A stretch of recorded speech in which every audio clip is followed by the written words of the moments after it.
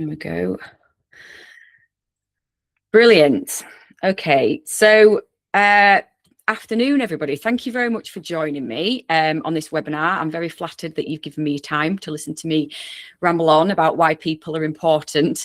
For those of you that don't know me, I'm Amy Hughes. I'm founder and director of Empower Ag. So just a little bit of background so that you know where this is all coming from. I was born and raised on a beef and sheep farm in the Yorkshire Dales. I'm still heavily involved with that farm, mainly as the free labour. But I've spent 20 years in the industry, mainly working in engagement and knowledge exchange activity with farmers, with a little bit of cattle breeding thrown in there for good measure as well. So I've spent a lot of time trying to create behaviour change on farm. And I won't lie, I have in the past done it. This is going to be annoying. Sorry, guys. I have to keep letting people in. A second.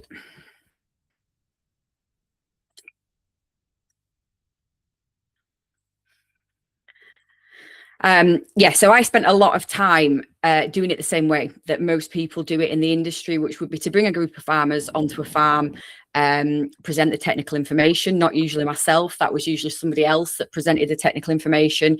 We'd show them round to show them how it was done in a farming context, and we'd give them a sandwich and off they went home. But I began to realise that this wasn't good enough. Really, I ran a lot of national discussion groups of farmers, so I got to know a lot of them very well just from spending a bit more time with them. And with the best will in the world, you'd get them all at the bar in the evening and get up a couple of pints into them. And the things that always came out as blockers to change were regarding the people side of things. And that was every single time that happened. Okay. So it all changed for me really when I had my kids 6 years ago. I suffered quite badly with postnatal depression after the second one, and I started to learn an awful lot about the psychology of change, conflict management, communication, why people behave in the way that they do now. Now, I very much learned that all for my own benefit at the time, but I quickly saw a lot of crossover between myself and what I was doing within the industry. So last year, I left full-time employment, started my own company, which is Empower Ag, and that's now exactly what I do. That's how I run my business. So I focus totally on the people side of things. I work with other companies to sorry, bear with me, guys. This is driving me mad. Is this? No. Right. I work with other companies on their knowledge exchange programs, on their engagement programs. I run training for both myself and for other companies, both for farmers and farm advisors, but it is all around the people side of things. Everything I do is around the people side of things. Okay. I'll also be a fully qualified mediator in a couple of weeks as well. I've just done the training for that now. So I'm really, really passionate about this. And in my opinion, it's something that as an industry, we are quite far behind on. I don't think there's enough investment in this. I'm going to use the word soft skills, but I hate it. That's soft skills, people side of things. And I really think that it can help you guys as advisors if we get more on board with this. Okay. Because the thing is, advisors are technically brilliant. Okay. I've worked with hundreds of advisors over my time, and you really, really know your stuff. You're absolutely dedicated to the work that you do, and you really want to make a difference. I've never met an advisor that hasn't come prepared, but the feedback that I was hearing from both the advisors that I work with and from what I was seeing with working alongside advisors on farm was that a lot of the time that advice was converting into change on farm. Okay. So that is really where this thinking has come from. You often get, don't you, on farm, you'll all recognize this, the nodding along that leads to no action, the either the verbal resistance or the resistance that shows up in, yeah, we'll do it, but then they actually don't. And our a lot of this leads back to, you think it's about the thing that on first impressions you're there to talk about, but it isn't. Okay, it's absolutely nothing. I think it's nothing to do with that. I think we're very, very lucky to have people in our industry that do what we do. But the point of this is to name that gap between your knowledge and what you can bring to that farm and what's happening in the room. Okay, it's not a knowledge problem, it is a people problem, I can assure you.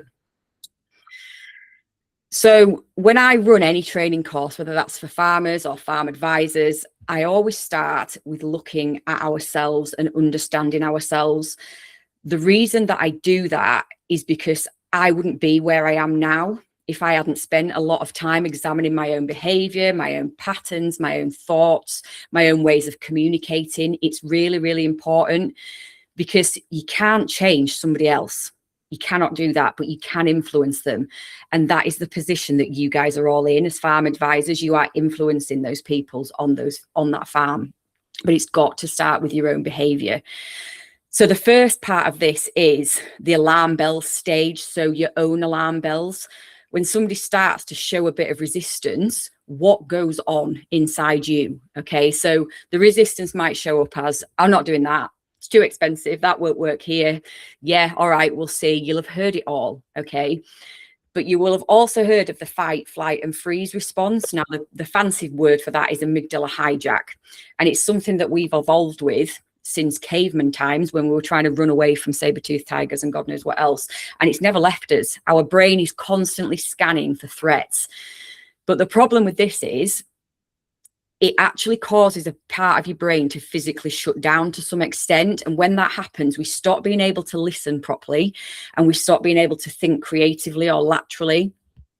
And how that shows up in advisory work is you tend to get some sort of common default reactions where you might start over explaining. You might get a little bit sharp or defensive with what you're saying. You might withdraw totally. You might just back away from the situation. You might try and people please or discount what it is that you're saying to make it sound sort of lesser than it is, or you might go into prove it mode. So I suppose my question is, when you come across resistance, what do you notice in yourself? Which one of those things do you notice in yourself? Because we all have these things that we do, and it's totally normal. Okay. The second part is naming this, what I like to call the ego gap. When somebody resists against you, especially if you're there in an advisory role, it's really, really common to think, oh, they're rejecting me. They're rejecting me. They think I'm not good at my job. They think what I'm saying isn't right. It's not that. Okay. And it's totally normal to think it is, but it isn't.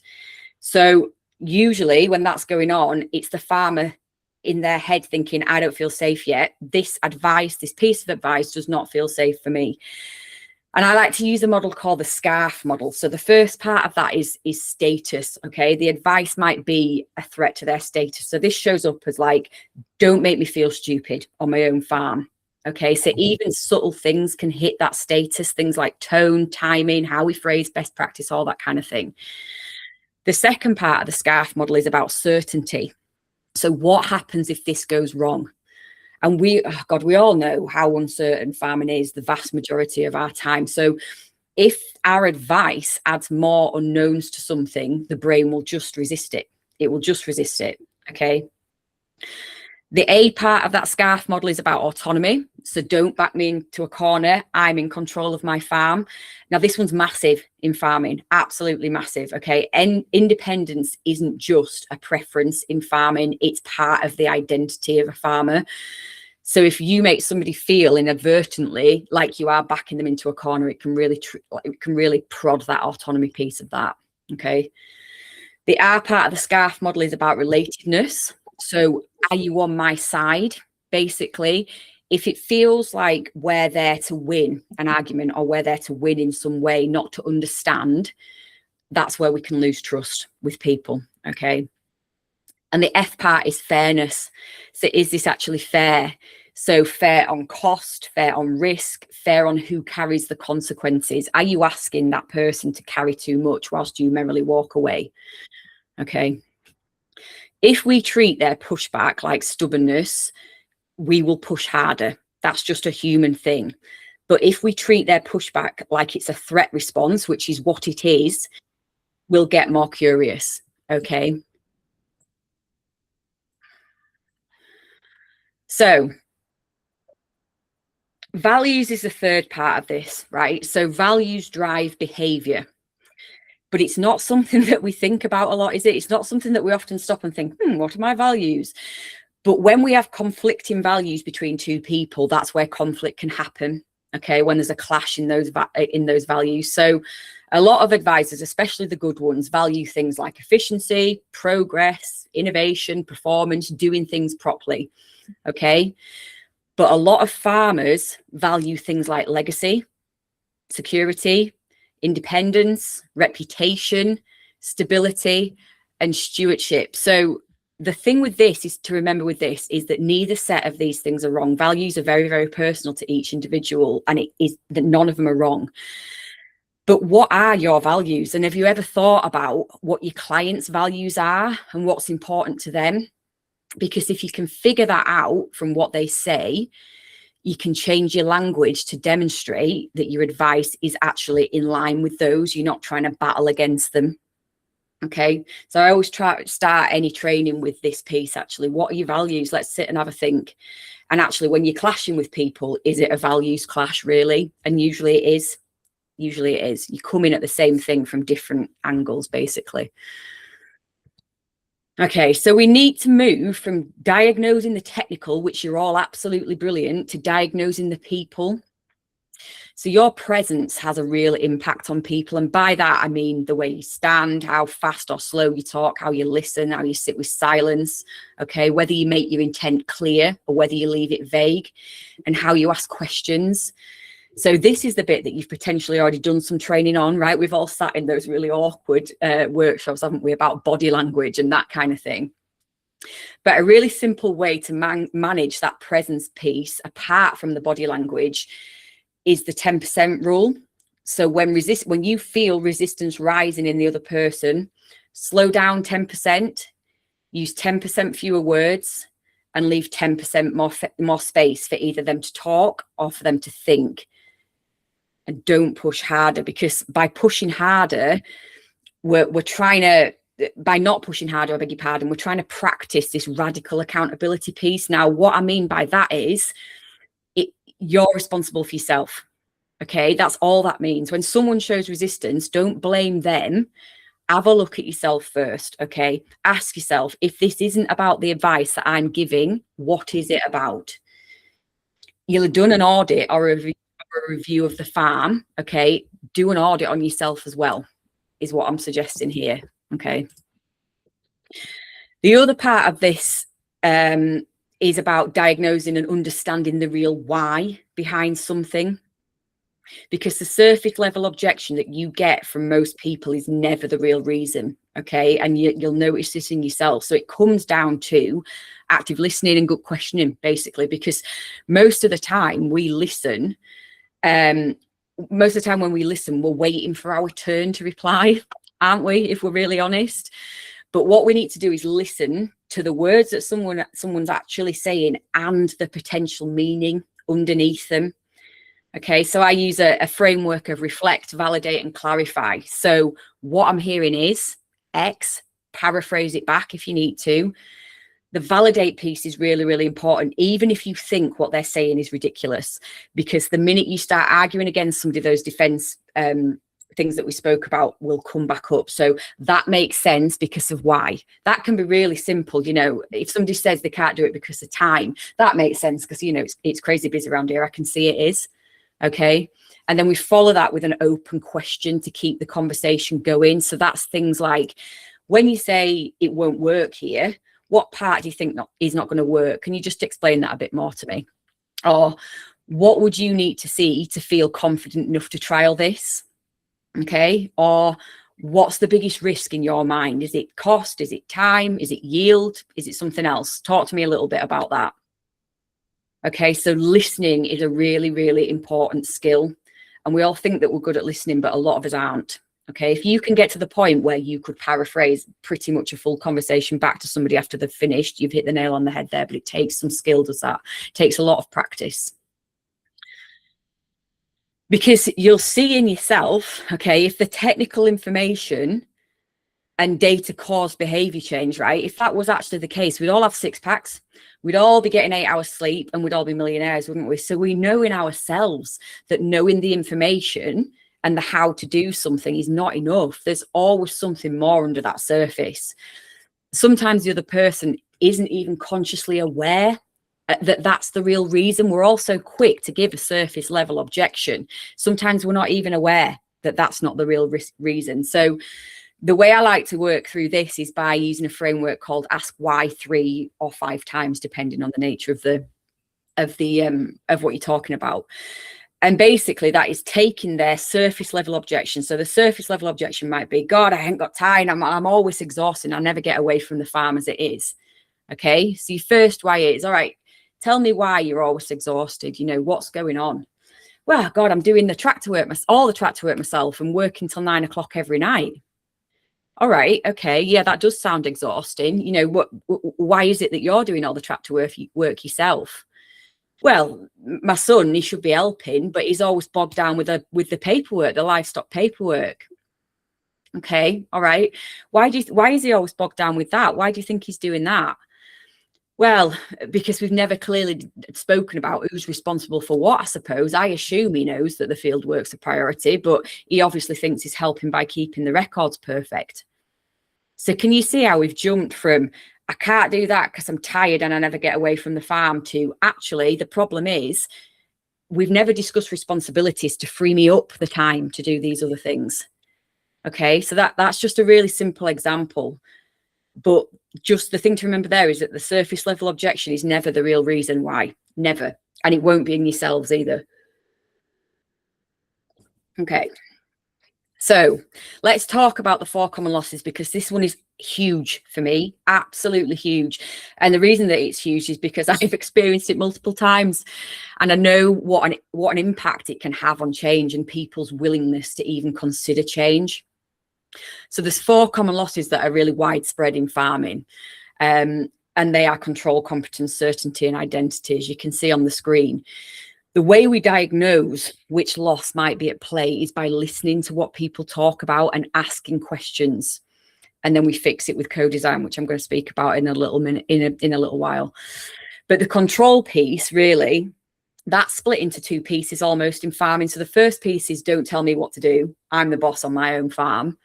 But the second side of this control piece is when you're giving some kind of advice that might put somebody else in that farming business in the driver's seat. Okay, so don't move me out of the driver's seat. And this can show up on farm in phrases like, don't tell me how to run my farm. We'll do what we think is right. I'm not being backed into a corner. I don't like being pressured. You'll have all heard this one. Well, everybody's got an opinion. Yeah, okay. The replacement version sounds like when people feel like they're being pushed out of the boss position, as it were. So I'm just meant to hand this over then. What's my role supposed to be? I'm not being pushed out. He thinks he knows it all. She can do whatever she wants when it's her name on it. All right, you'll have all heard those types of things on farm. Okay, so the competence piece then, this is when you're talking about advice that might be really new, that they've never done before, and there might be an issue of, I don't know how to do this. Okay, so it's about obviously not making people feel incompetent in their own farm and their own business. But the kind of things that show up on farm for this is, we've been doing this a long time. I know my land. Or that might work on paper, but not here. We're not stupid. Or we've already tried that and it failed. Okay, so that's what loss of competence shows up like on farm.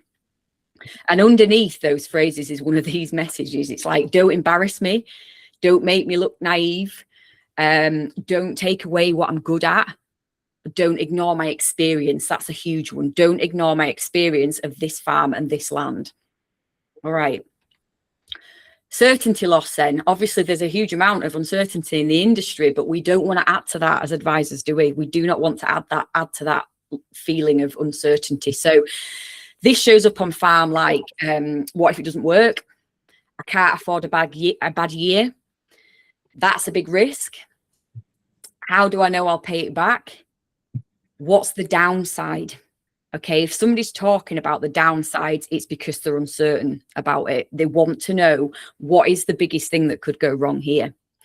And that can seem quite counterintuitive when we're doing farm advisory work. You almost want to sell the upside, don't you? But actually talking about the downsides and figuring out what an acceptable level of downside would be for that person can relieve a lot of this certainty pressure from people. Okay. Identity loss, and this is huge, absolutely massive. I can't emphasize enough how big this is in farming. We all know that farmers' identities are very much tied to the farm in a lot of cases. So it sounds like we've always done it this way. Okay, that's not how we do things here. My dad had turned in his grave. I'm not one of those farmers. I hear that a lot when I'm talking to people or listening to people talk about regenerative transitions. I'm not one of those farmers.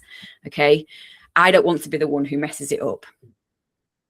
So with identity, it's about acknowledging who they are and what they are and linking your advice so that it bolsters that, as it were, not pushes against it. Okay. So the human diagnosis is so important. It's never just about the technical advice. I've said it 100 times. Okay. The technical challenge is the thing that's coming up in the conversation, and on first impressions, that's what it's about, but it's not. So what is that challenge underneath? Which of the four losses do you think is active from what they're saying to you or what you know about them? The wheel of life is another tool that I use in all my training, and basically it is as it sounds. It consists of the farm business. How satisfied are they with the direction, profitability, and sort of day-to-day running of the farm business? The financial security. How confident do they feel about their personal and business finances? What's the health and energy like? You know, how's that going for them? Family relationships, especially in family farms, this is massive. How strong and positive are their key relationships? Are they battling with business partners and family members? Have they got something going on in their marriage or whatever? What is that like? Time and hobbies. Are they getting enough time away from the farm? Now, obviously, if you're a real farmer, you don't take time off. So we like to tell ourselves, but it's important, isn't it? You all know that. Learning and development. Do they feel like they're learning and developing, or are they just doing the same thing day in and day out? Okay. Home environment, that's about, are you happy with where you're physically living, and are you happy with what that environment's like, who you're physically living with, or are they having a big renovation done? You know, that all adds stress and it all impacts on people's decision. And the last one is sense of purpose and legacy, which is massive for everybody, not just in farming. Okay, sense of purpose. How you know, do they feel a strong sense of pride and purpose in what they're doing every way? So where are they scoring on that, in your opinion? And you can sit down and do this with farmers if you know them well enough, just to get a picture of where they are. And how does your advice impact on those scores? Okay, because you don't want to make anything worse, do you? That's not going to help at all in terms of them adopting that behavior or making that change. What are they protecting? We've spoken about this a bit. Time? Is it reputation, legacy? Financial security? What is the thing that they are trying to protect by saying no to you or resisting this thing that you're there to talk about? Okay. All right. So once we've diagnosed the human side of things, or we think we've diagnosed the human side of things, it's still really important not to slip back into that telling mode. And that isn't a criticism. You're all there as advisors. You're there to give your expertise and to try and help. So it's a really easy thing to do. And actually, it's quite a human thing to do. When we've come up with a problem, or we think we've seen a problem, we want to try and make it better, don't we? We want to do that in every aspect of life, generally speaking. But people are way more likely to change something if they've been involved with the design of that thing from the start. Okay, so this is about respecting the farmer's knowledge of their farm and their system, and respecting what's gone before you turned up. Basically, it might be the first time that you've been there. It might be a long-standing client, but there's always a before you, isn't there? So it's about respecting that. And it's not about not using your technical knowledge at all, because that's what you're there for, to share your expertise. In a lot of cases, they will have asked you to be there to do that. It's about bringing a starter sketch from what you know. So where can we start with this? This is what I think, but then giving them the pen to add their 10 penneth, as it were, asking them to adapt that for their specific farming context. Okay. And the agreement stage is really important. And I think it's maybe it's because we're so relieved that we've got agreement that we forget to do this bit. I'm not sure. But when we don't break it down into small actionable steps, we're on a hide into nothing. So a 100-page report that they will probably use to prop the door open is not going to create any change. If somebody doesn't know what that exact first step is, you failed as a farm advisor. Okay, your job is to bring the clarity to the situation and take some of the almost the mental load out of it for them. Okay, so this is just simple things like first action next week. What exactly is it? When are you going to do it by? Who's going to do it? Now, this is important. Well, in any situation where there's more than one person, but you'll quite often hear, yeah, we'll do it. We'll do it. Who's we? Who is going to do this? Because when you come back, whenever you come back and it hasn't been done, you want to know who to ask, not who to blame, but who was supposed to be doing this and why hasn't it been done? We is a really ambiguous word. All right. Clarity. I don't want you to think that clarity and being quite specific with all this is pressuring them or being bossy.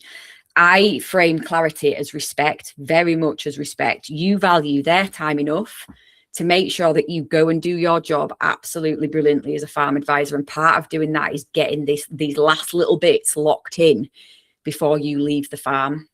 Okay. And getting that right for them. So that is just a surface level dive into all this stuff, right? I could go on and on and on. You probably guessed by my rambling. The people stuff is not easy, but I absolutely believe that it's the missing piece in farm advisory, in the training that we get. A lot of the communications training doesn't even go into the why. It tells you how to communicate, but I believe that if you know the why, if you can understand the why behind it, you can adapt that yourself. You all know how to talk to somebody. You can adapt that yourself. And I also believe that this is holding your expertise back. I really do. We're very, very lucky in this industry to have who we've got in it to help farmers forward.